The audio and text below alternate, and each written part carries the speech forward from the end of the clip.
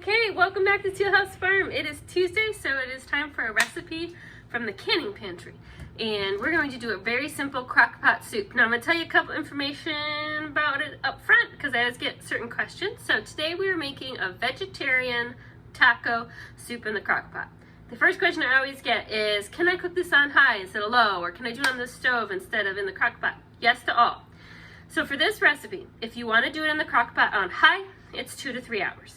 If you want to do it on the crock pot on low, it's more like 6 hours. If you want to do it on the stove top, it's like 20-30 minutes, however long it takes to get it to a nice boil, and then simmer it down to a simmer for just a couple minutes, and then it's ready to eat. The next question is, can I add such and such? You could add whatever you want to this recipe, I'll tell you that. If you want to add a meat, you would want to make sure that it's fully cooked before you add it in, so you can either use something from your canning pantry, like a canned chicken or a canned beef, or you could cook it on the stove and then add it to the recipe and then do the recipe the rest of the way as I'm going to show you. You can double this recipe and still fit it in the crock pot. We are a family of 8. I'm going to do a single recipe, and that makes basically enough to feed us for a meal if I'm feeding everybody.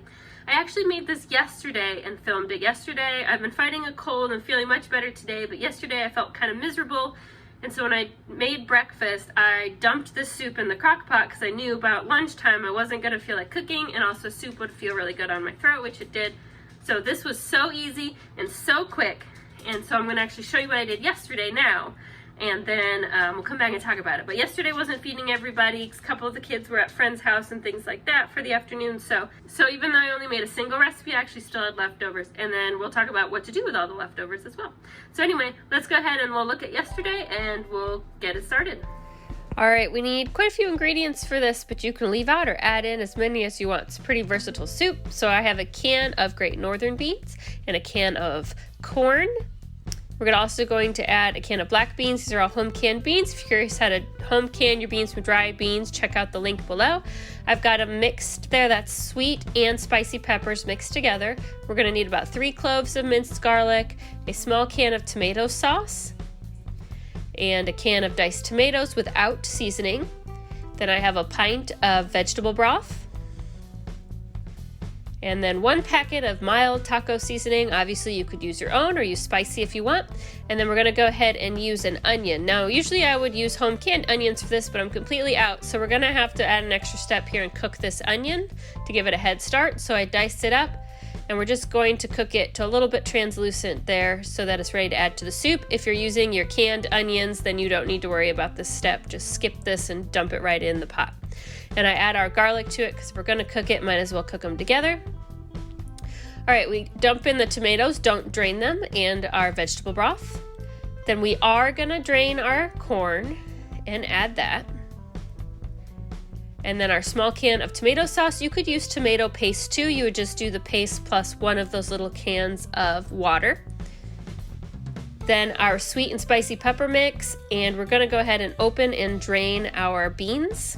Pinto beans will work great, kidney beans, really any kind of bean you want. Using 2 kinds of beans to make the soup more visually interesting. Same thing with the black beans, rinse and then dump in.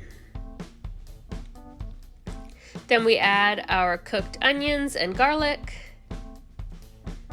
And last thing is we're gonna add our taco seasoning. So 1 packet, just dump it right in. And then we're gonna give it all a really good mix to get it worked together. And then we're gonna put our cover on. Again, it's about 3 hours on high, 5 to 6 hours on low, or if you're gonna cook this on your stovetop, probably about 30 minutes from start to finish. It's lunchtime now, and that looks great. It smells really good. We'll get a plate set up here for one of the kids. So we have a small bowl. We're just gonna give them a scoop of soup.